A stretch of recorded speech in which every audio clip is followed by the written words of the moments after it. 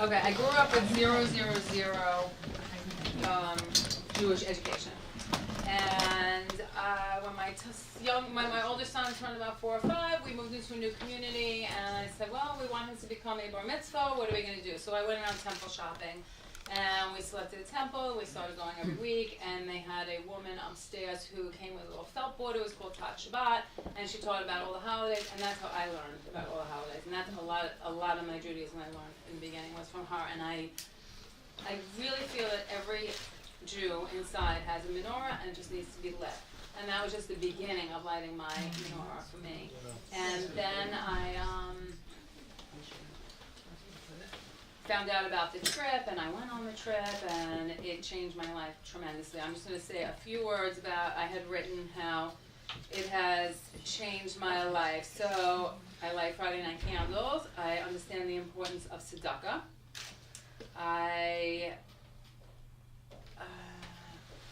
One thing, I learned a lot of things from Gloria Palatnik on my first trip. It's not all or none. And also, listen more and speak less. She said something that really touched me. If my ears can hear what my lips would say, would that be something that I would be proud of? And I found her to be a very respectful, and I respected her a lot, and I wanted to improve myself or whatever. So I began my Jewish journey a little more seriously and in depth, and the only part that I felt that maybe I wasn't doing was bringing it home to my children. They still rolled. After they both became bar mitzvah, they basically turned their back on Judaism and couldn't care less. I'm very blessed. I don't want to get into too many details or whatever. I'll just bottom line that my older son now has a learning partner through Jinspire. I referred him to Aish, and he said, oh, they referred me to Jinspire. Did you ever hear of that? And I said, I don't know what I say, so what do you mean going over there? Of course, or whatever. So slowly but surely, I think if you set the right example, your children will follow. I pray every day that they find Jewish brides, because that's what I want for my family, is to just continue in the heritage. My hardest rock that I have to chip away is my husband, who continually rolls his eyes, whatever. He does not mind that I come. I think he's proud of me, and I think he respects that. But it hasn't touched him yet, so we're trying to find ways to, touch him. Just as a very bottom line, I don't take up too much time. And that's it. I want to learn, and I just love learning. What year were you on your trip? I went on 2012, my first trip, and then I went on 2014, and I went on 2015, and I want to reconnect, and now I'm going back in March. Oh, and my husband has never been, but I'm waiting for the right couples trip. I did talk to Rabbi Barnett, and he said this one's not the right one for him, so we want to get the right trip for him. All right, thank you. I think one of the things I hear from that is just children. That's a struggle, can be a struggle. And spouses sometimes can also be. He's the hardest one. My wife keeps telling me that. My she has son trouble with her spouse. Let's ask a question, Carol. I've heard so many great things about what you've brought back to the community and what you've done. So I love hearing about your journey, but I'd also love to hear you maybe share, because I did these interviews and I heard just such great things about you. And I would love to have all of us learn kind of what you've done in the community to be able to really drive forward a lot of this work. Okay, so I was honored to be invited to a board meeting, or just a meeting of women gathering from the Queens community. Let's brainstorm and let's get some events going, and let's see what's what. So I went to the meeting, and it was in a yogurt shop, and this was having a conversation. And Tova was trying to take notes, and she was trying to run a meeting, and it was just complete chaos. So I had been president of a temple, and I really knew how to run a meeting, and I just pulled her aside. I said, Tova, you're never going to get anywhere with that kind of meeting. You really need order in your meeting. So if you want, I'll run your meeting for you. And from that has really evolved into, we have meetings every maybe 4 to 6 weeks. I really try to keep order, and sometimes people don't like that because they want to have their own kind of conversations. And you're all laughing at me, and I will say, I can't hear, but they know I can hear. Whatever. Someone has the floor, or whatever. We just try to keep it moving forward. We try to get our events out there and learning component out there, and we have an agenda. We have to get through our agenda, and that's one thing that I'm trying to do. Yeah, I just want to really build on what you're saying, because I think that in the other room, a lot of them are amazing leaders, but you really seem to have struck a chord in being able to bring organization and an agenda and meeting principles, which a lot of people, it sounds really basic, but it's so important. Exactly. And so the feedback from the leaders that I was interviewing was like, thank God you're doing this, because also, I don't want to say you play the bad guy, but you keep order. Yes. And they love that. Yes. So I just think it really, for all of us as participants, say, how do we help play some of the role that they might not be so comfortable playing? Correct. I just think it's a really, really important thing that you're doing. And you did say, when there's a gap, you have to fill it. Yeah, beautiful. I never knew I was a leader before, and now I see that I have those qualities. Yeah. No, I It's never, a really, I ever, think she's such a role model on a lot of these pieces. Do you work? Great. Do you work? full time.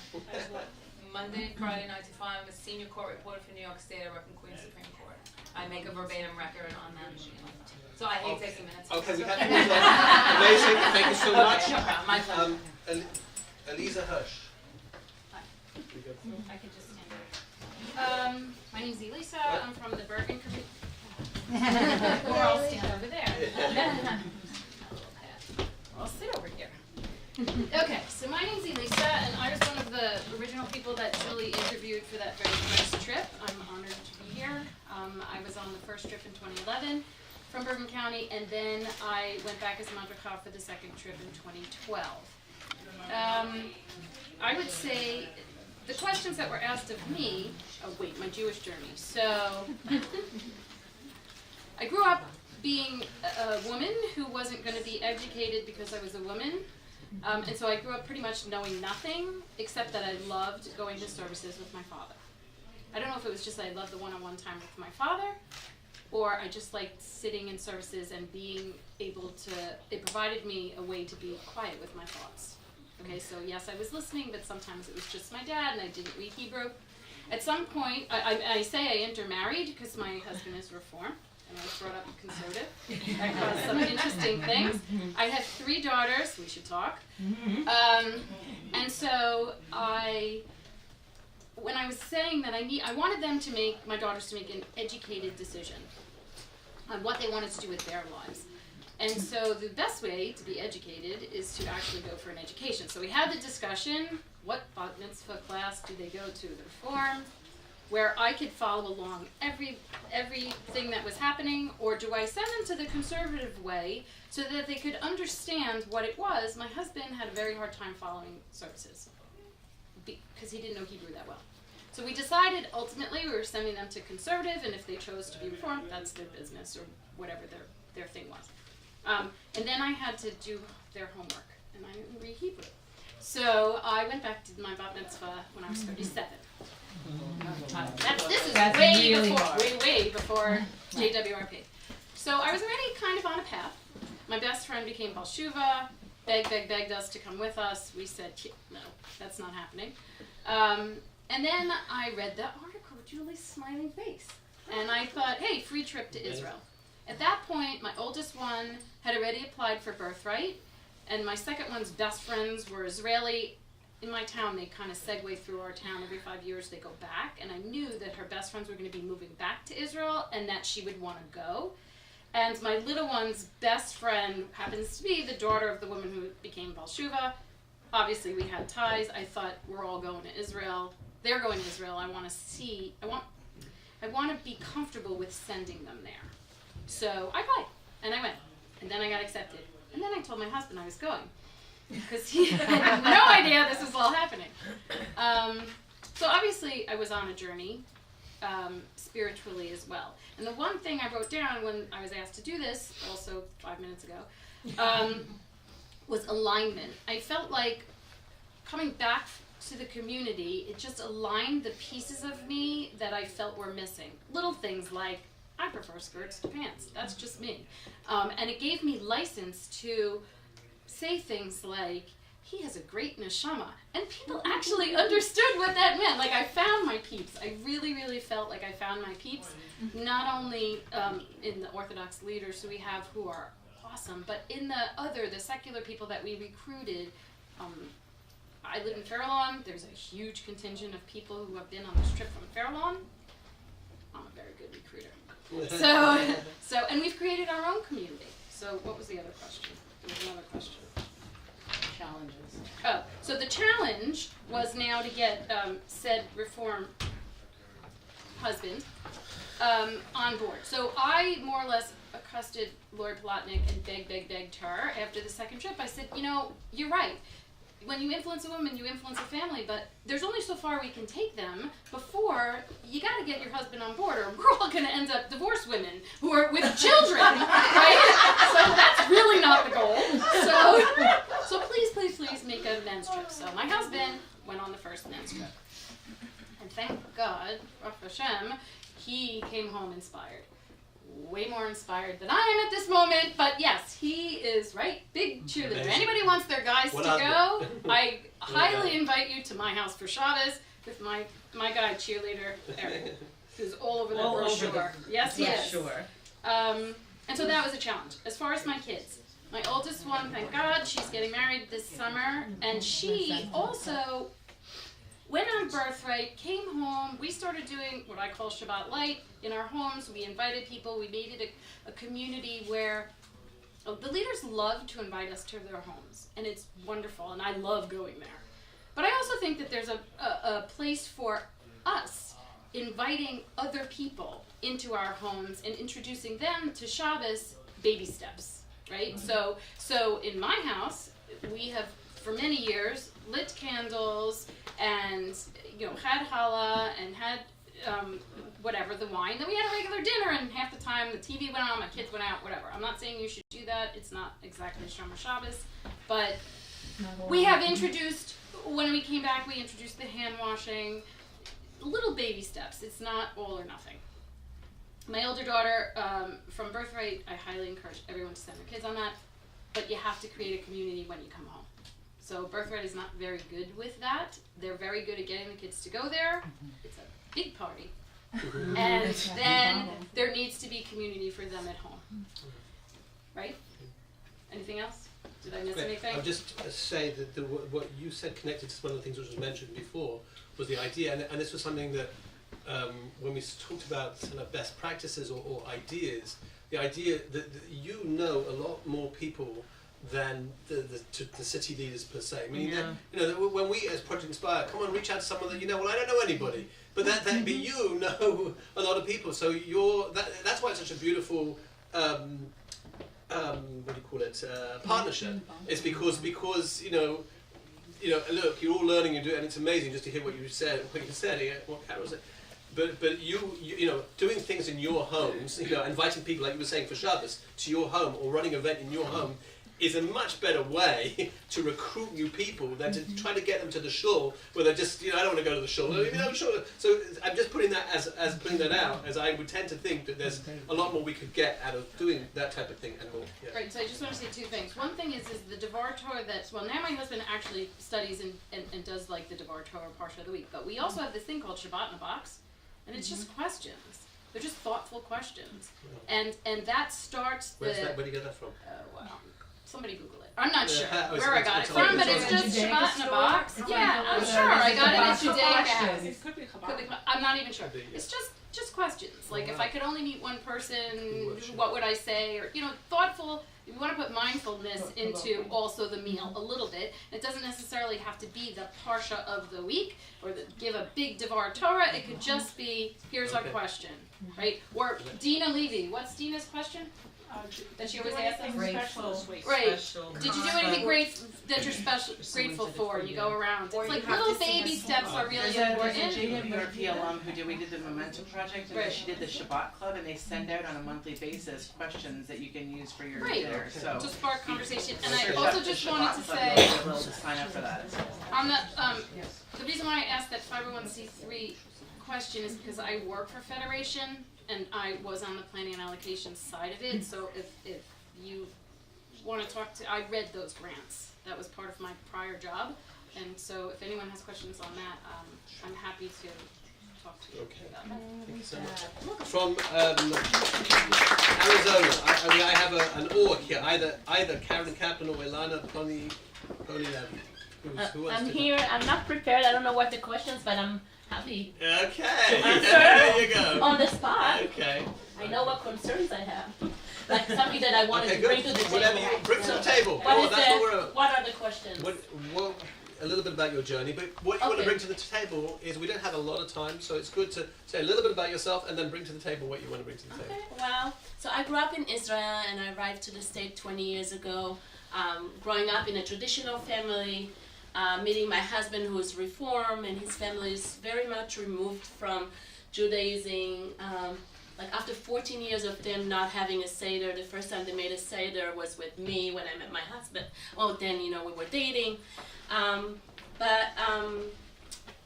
Judaism was always part of, what I do. We always did Shabbat. We are not Shomer Shabbat. We didn't keep Shabbat. But we knew that this is going to be part of what we're going to do with our children. Now we have 2 children, and we do Shabbat every Friday. And that's the part that I want to talk about in a minute. And then through the journey, my husband was very much removed for many years. But through him seeing, coming, visiting in Israel, my brother became Baal Tshuva, seeing the process that he went through. And then my sister became Baal Tshuva and see the process that she went through. Oh, no, she's not giving me high. I'm like, it's all good, they're good. Oh, your brother is not giving you high. I said, it's all good, I respect it because my grandparents were Orthodox. So I'm familiar with the traditions, but for him, for my husband, it was very weird. And for many years, we've been involved with Chabad for like the past 15 years. We lived in the East Coast for 14 years and now in Arizona for 7 years. And when we moved to Arizona, somehow my husband was a little bit more interested to go to Chabad, but still very far removed. And only in the past year, I would say that he drives to Chabad almost every Shabbat, which is like unbelievable because he was not going to shul, and he still doesn't understand a lot of the things that he does, but he was interested to go. And for me, it was a big deal, but still there's a lot of work to do, like you said, to bring him in and have him, being on board. So I think, the one thing that I wanted to talk about is that we are kind of the people in the middle. When we moved, I chose the house by the mezuzot in my neighborhood. Nice. So I left my husband and the kids with a realtor and drove around to look for mezuzot. I needed to be in, I moved to Arizona and I said to the Jewish realtor, where is the Jewish community? She said, they're everywhere. I said, oh my gosh, now I'm moving to the desert, I'm going to really be lonely, the Jew wandering in the desert. So, and then when I saw the mezuzot, I said, okay, that's okay, let's buy this house, and here we are. I'm in a actually very Orthodox neighborhood by where Rabbi is, but my husband is not connected to the more religious people, so he would not go with me to the synagogue. So on Yom Kippur, when I don't drive, I am the Yom Kippur lady, walks to synagogue, feeling good that I can walk to synagogue, because when we lived in Danbury, Connecticut, there was no synagogue, so we used to stay at the hotel to practice Kippur. So I think we're kind of in the middle. Some Israeli friends or less religious people are not interested to do Shabbat. So many Shabbats were just home, by ourselves. I make sure that we have Shabbat from the simplest to the more fancy one, and then it would be only me inviting. He's not interested to always go to the more religious people who are opening their doors and inviting us. He would go to the Chabad rabbi, which he loves, and became part of the community with the Chabad. But then we don't have a lot of friends like in the middle would want to be and do Shabbat, including Israeli or mixed families like us, American and Israeli. So that's something that I wanted to look into. What can we do in the community to try to bring the people to, you don't need to be a religious to do Shabbat. It's so inspiring for the children. We just visited LA and I took my kid to the kosher supermarket and he said, Mommy, I want to move here. There's everything here. It's like, and a 10 years old child telling you that, it means a lot. Wow. So I think this is something I want to look into. How can we create more Shabbat that it doesn't need to be a group of people, but kind of having a place to go to that you're not intimidated from. I'm not intimidated, but my husband is, or other people, to go to the more religious people for Shabbat, and then the other people who are just not doing Shabbat, then they do nothing about it. What can we do to try to get together and pull more people? So that's where I'm looking at. Any ideas? If somebody dealt with I something. think Dina's model Set up for what set she up said that she does with She has the sitters that are all transliterated, and she has the singing, and it's very, I mean, I went to Shabbat at her house, and I'm not particularly observant, and it was so comfortable and so welcoming, and made me say, I want to come again and again and again. So I would talk to Dina Levy and ask her about an outline of how she, you know. I want to try to pull more people because it's Yeah. hard to pull together. For a while I was inviting people all the time, and it's exhausting. Right. And then Share idea. Like, Yeah. I think it's all about connection. Like you need to connect like before Shabbats, like maybe barbecue party or something. So they meet and talk about different issues, like life issues, and it connects. And then it will be Shabbat. I like that. Don't start with Shabbat, start with other Yes, things, like social that. things, and then Social. we make Yeah. it Friday night Yeah. evening even. Okay, very good. All right, Yeah. thank you so much. Thank you. Let's move. Look, you had a question? No. Okay. Okay, Lisa Black Meadows. Oh, yeah. Hello. Okay, we're going to try, if you can kind of make it short because we want to get to the Sure. more discussion, but I'm sorry to have to do that. But It's okay. I'm Lisa. I'm from Toronto. I live right on the very outskirts of Toronto. So if you're familiar with it all, near the Toronto Zoo, it's far removed from the Jewish community. I know there's like one other Jewish student in high school with my daughter, right? Because they went to Hebrew school together. I was not really raised with religion of any kind, so I didn't start celebrating holidays and things like that until I was in university. I'm a history teacher by training. I started doing a lot of research and stuff like that on Holocaust education when I was in university. So, my grandmother had come over here during World War II. She was a war bride, so she came over dodging U-boats during World War II. So, but we just didn't. There was no focus on religion at all in my house when we were growing up, which is fine for most of the people, but.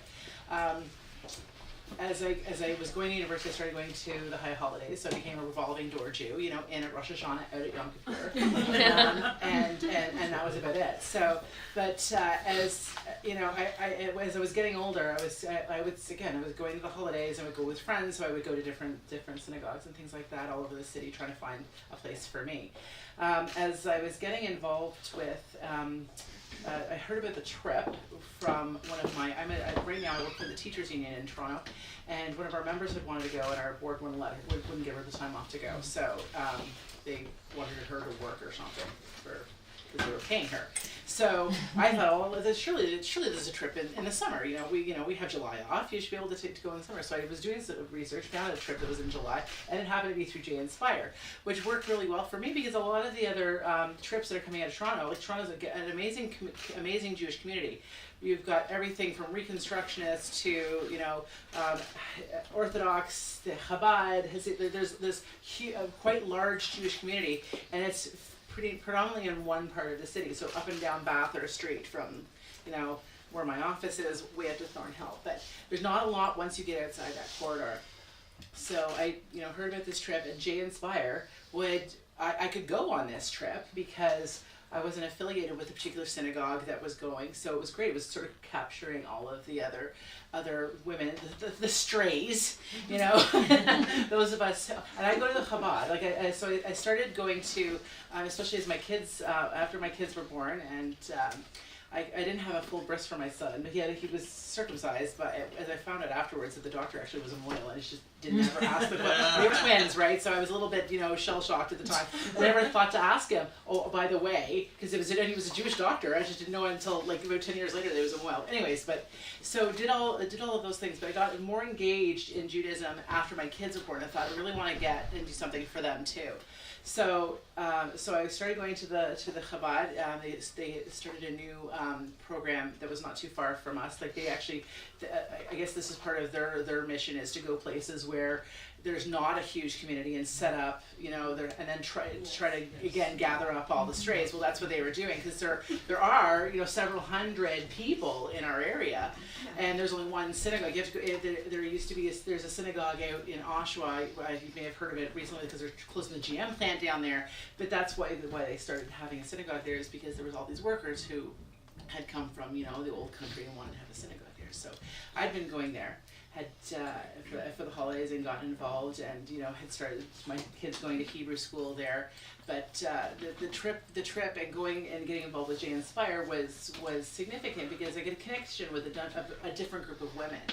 So and people who, and some people have been really engaged afterwards, and some people we never saw again, which is fine. But I was one of those kind of, hey, this is cool. And because I don't live in the city, like there's a real sort of north-south divide in our city about where programs are. I go everywhere. So I'll go to a program at this synagogue in the north, or I'll go to something that Jinspire is running down south, or to there's 3 different Aish shuls, so they offer some amazing programming. So you get on their email list and you start, oh, this is great stuff. So I've been able to tap into a lot of different resources and programming to help my education. One of my challenges is my husband's not Jewish, but he's also not religious of any kind whatsoever either. He was raised with, again, nothing. So he's supportive in the fact that, you do whatever you want. And I do have my kids go to, they've gone to Hebrew school and things like that. My oldest daughter, who's 16, she's engaged, she is learning on regular occasions. My son, who's 12, is less engaged, and I'd like him to be bar mitzvah. And his twin sister, I'd like them to do their bar and bat mitzvahs together. So hopefully something will, shake loose there. So they again, because the 12's a funny age, they're engaged in all kinds of different things. So today it's Lego, and then tomorrow it's okay, sure, I want to go to the shul. And I was actually looking at my son when I said, do you want to go to shul for something? He said, oh yeah, I really want to go.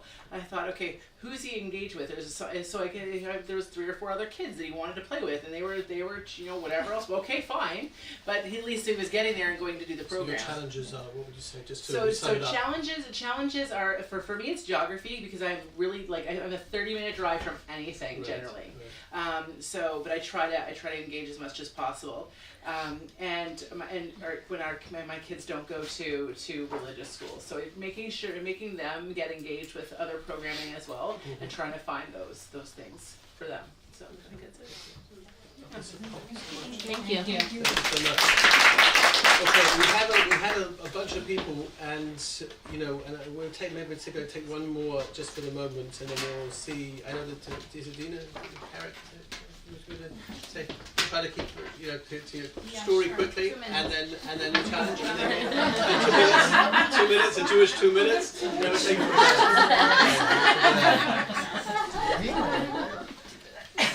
Hi, my name is Dina. I'm from Brooklyn, and I went on a trip 3 years ago. Prior to that, I had no Jewish exposure. I was growing up in a house with a barn. We had pigs and rabbits. Nothing Jewish at all. My parents had non-Jewish friends, so for Easter, sometimes we'll go to their house and eat colored eggs.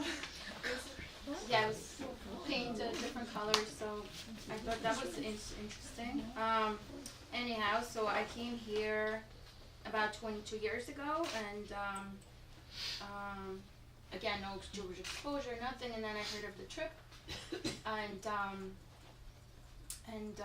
I went on the trip. I got really inspired, and actually a few months ago, my daughter asked me, Mama, were you Jewish before you went on a trip? I told her yes, but I had no idea what it meant. I was always seeking and learning. I was into spirituality and yoga and meditation. On Saturdays, I would go to yoga classes for 3 hours. Sundays, I went to meditation classes. So after the trip, I came back completely different. I saw what the purpose of life is, and how lucky we are to be Jews, to be chosen. I connected to the roots. So after that, I came back. I started keeping little by little Shabbos, and we koshered our kitchen, and we moved into an area that's more Jewish observant. And the challenge is having people in the family, like family and friends, who are not very supportive of it, but the lesson is just to keep doing, because this is the right thing, and keep learning. That's the best thing, is to learn. That was pretty good. Rhonda Benjamin, is Rhonda? Okay, yeah. Yes. And then we had a couple of others from Brooklyn that we want to see. Let's just have a little discussion and we'll see if we have time. I found that I was speaking today too, so I wrote a little thing down. But my name is Rhonda Benjamin. I'm also Rhonda Goldblatt. I have two last names because I'm an attorney and I use my maiden name for work. And, you know, that's what I graduated with. And I went on the December 16th trip. I live in Airmont, which is right next to Muncie, and I'm sure all of you know how religious Muncie is. I'm using the or more observant. So we have definitely a big community of secular Jewish women that live right near Muncie but are not, you know, really observant. So when I went, my background, I was bat mitzvahed, my grandparents were Shomer Shabbos, my parents kept kosher, but weren't Shomer Shabbos. And then when it got to me, my daughter, I have two daughters, they were both bat mitzvahed. I can still read Hebrew, but I don't understand what I'm reading. And, you know, I love the holidays.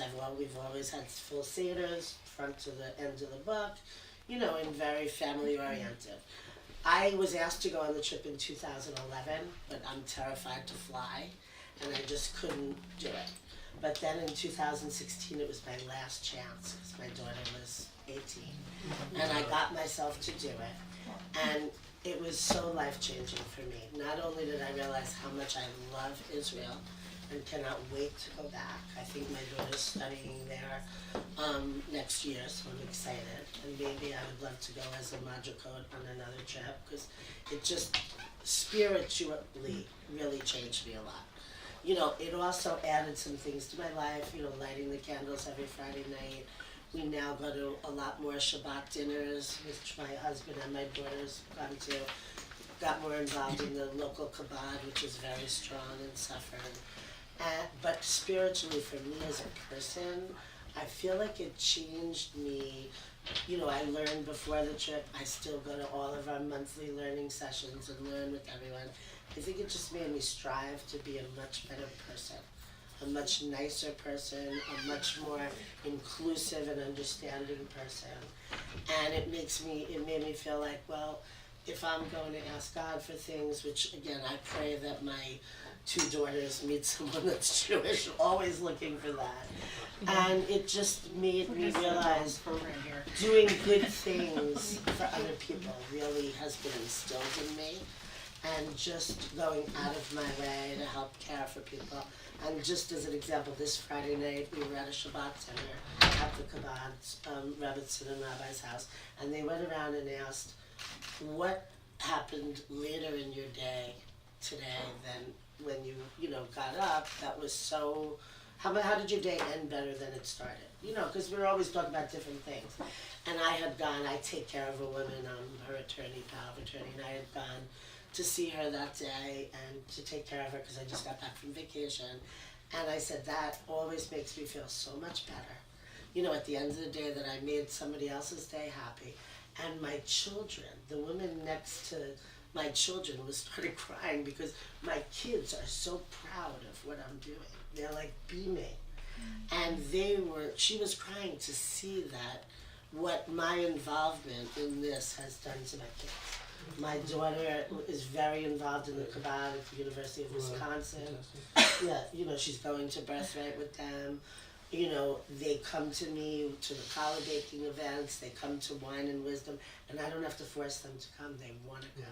Yeah. So that's what it's really brought to my family, is just being so proud. Like someone just said that before, Dina, I'm so proud to be Jewish. And when I got to Israel, I felt so proud because everyone there is Jewish, and you don't feel like anyone's looking at you differently. It was just like being at home, like everyone's always told me.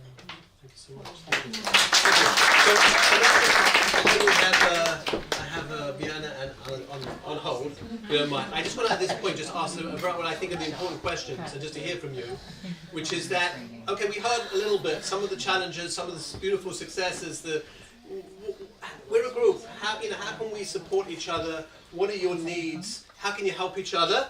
And is there any way that you think that we as an organisation can be of help to you? Let's get the sort of discuss. I mean, you can certainly from this discussion, there were things that you can do in terms of the mission, which you people, whether it's your ability to recruit, bring your friends in, help give your skills, and be able to run committees and so forth, which perhaps you can work together. How do you work together? How do you promote that and use this community to do that? And then there's the challenges, which I heard, which was sometimes some children more successful, less successful, but that's obviously a concern for anyone who cares about their own Judaism. You know, that I want to make sure my children have it, and husbands, right?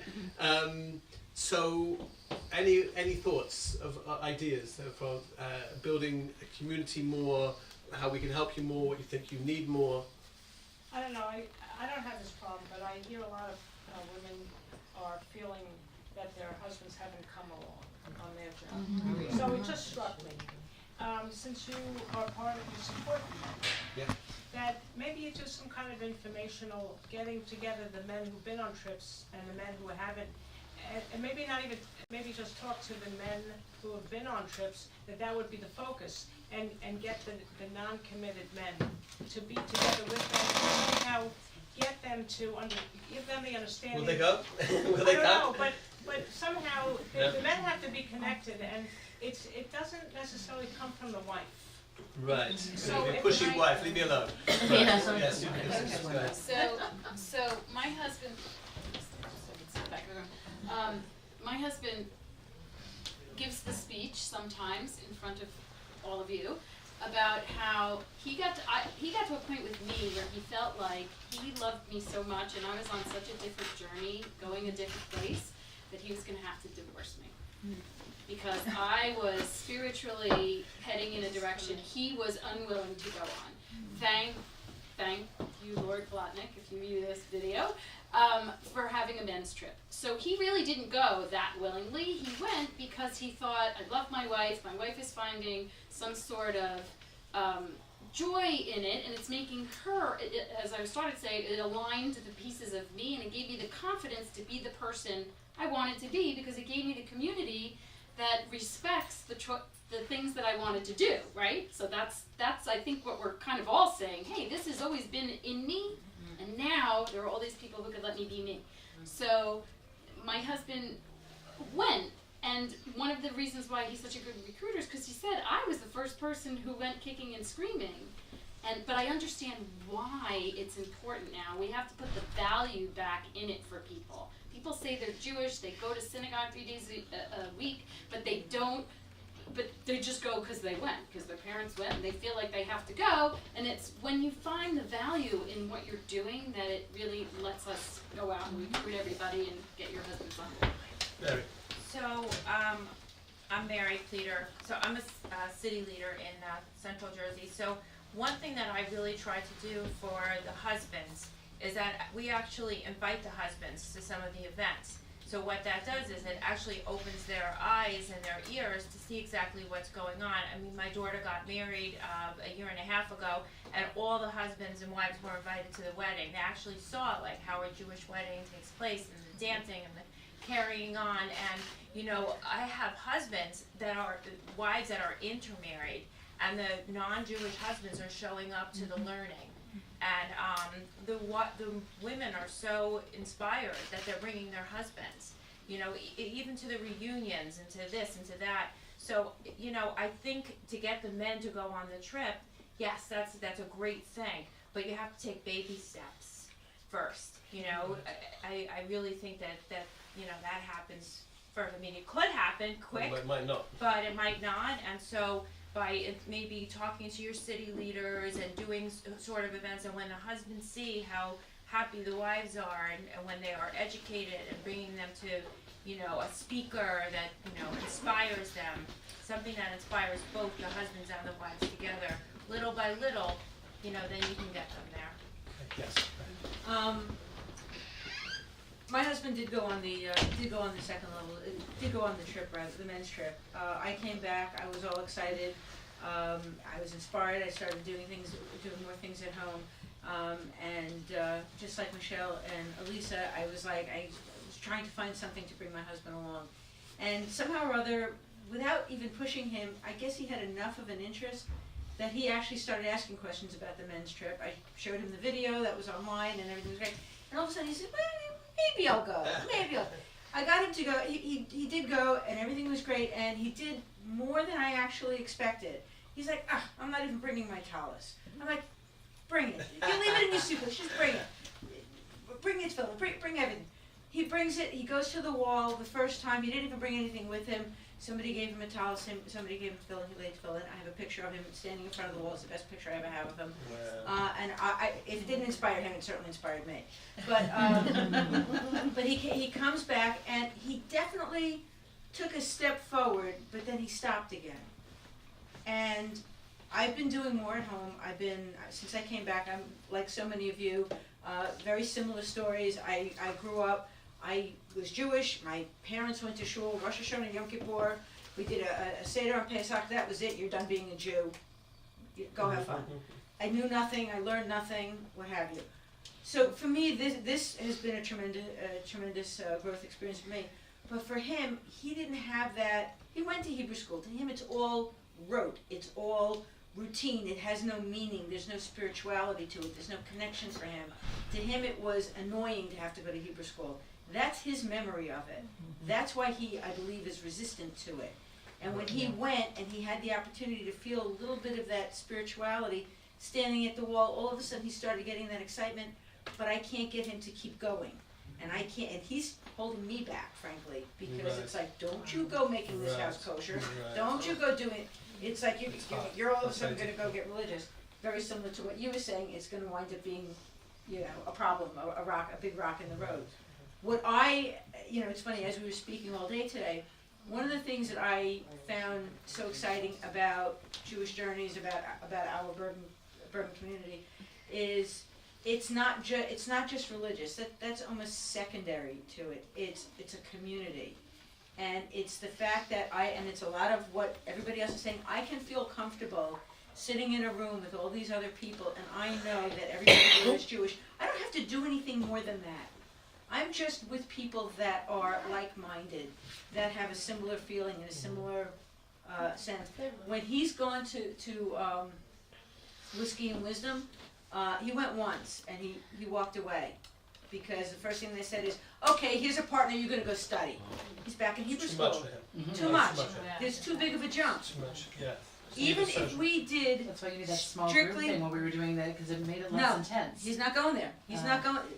You're gonna make him study again. Social. Bingo. Yeah. We've gone to the social events. We go to the reunion every year at Michelle's house. I get him to go to a few things, but he hasn't made that personal connection yet to other people, to other men at the event. I was going to suggest that to our group that they do a golf outing with the husbands, that they do a bowling night, that they do something else. No religion, no teaching, nothing. Social. Let them build the bonds. Let them build the bonds between themselves. Okay?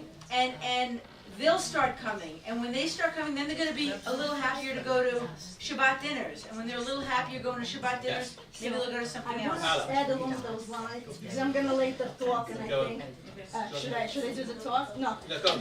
Okay, Just do both, okay. do- So just We've got a to couple of minutes left. how do you affect different people? My husband spoke a little about Torah this Shabbos, and the question was, why does Hashem bring 10 makos? Why it isn't enough to do one? And because different people understood differently. Somebody understood the darkness component that got scared of it. Somebody understood the fraud component. Somebody got it different ways. So with We'll just call you Rabbi Nitz from now on. yeah, so with me, so what I'm saying is you have to do multiple different events along the line. Somebody clicks with sushi, somebody clicks with paint night, somebody clicks with golf. So you have to do multiple things because for me, learning is that attracts me. I would not go to paint night because I remember being in second grade and they forced me to paint. Just don't, some people run to paint night. I want to paint. So I think different events for different kinds. Right. But my little summary, my little story, I think it's interesting because, so I was born in Russia, zero religion. I just knew I was Jewish because everybody in the passport, in Russian passport, said Jewish, and we came to United States. All I knew that I had to marry a Jewish man. That's all I knew. So I found a guy. He attended Yeshiva University. I found he was from the former Soviet Union. He had kippah on when he met me. All comes from women. Kippah went flying off when we got married. He did mention to me that if we decide to be religion, would I be on board? I said yes, whatever that means. I said no. We lived a happy life. I didn't need anything. So, but when I had children, that's when the question came up. How do I raise my children? What values do I give them? And that's where I got interested in looking into Jewish schools. And my husband very quickly came on board with Judaism, and it took me a long time to do it. And when I came on the trip, everything clicked, and it went very smoothly. So we have just a couple more minutes, but I just want to see. Does anybody have we had this discussion, right? We had this opening, and it's profound for me to hear, and it's beautiful, and really it's unbelievable what you are doing. It really it's so special. It really is. It's unbelievable. I'm honoured to be in a room with all of you. I'm really serious. I'm not just saying that. I mean it. Unbelievable. It's so special. He's not saying that because you don't remember. Well, that's I really mean it. I really mean it. And the question is there a way? A lot of what we're doing today is sort of sparking ideas that we can continue afterwards, because you can't get everything in one day, right? So the question is, what can and maybe we'll put some questions into the survey, so we'll get your questions following this session of what you think. The question is there a way of utilising this type of a group of all of you who are growing in such profound ways, but yet there are struggles, there are difficult, is there things that we can help you with? Well, for example, one of the things that if I had more time, I'd say, look, what about educationally for you?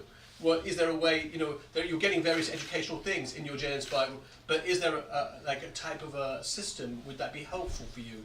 We have people that can give quick, like a syllabus, but and we can tailor it to the way that you need. One of my close friends named Avram Goldhar, he's a genius. He was my roommate. Everything he knows he got from me. But Torah, no, he's really a genius. And he lives in Passaic, and he's waiting. He's saying, "You're waiting for Rabbi Chaim. When are you going to have it?" And he can make syllabuses on all types of things. He'll do it on the video. He'll send it out to you. So these are things that we would like to help you with.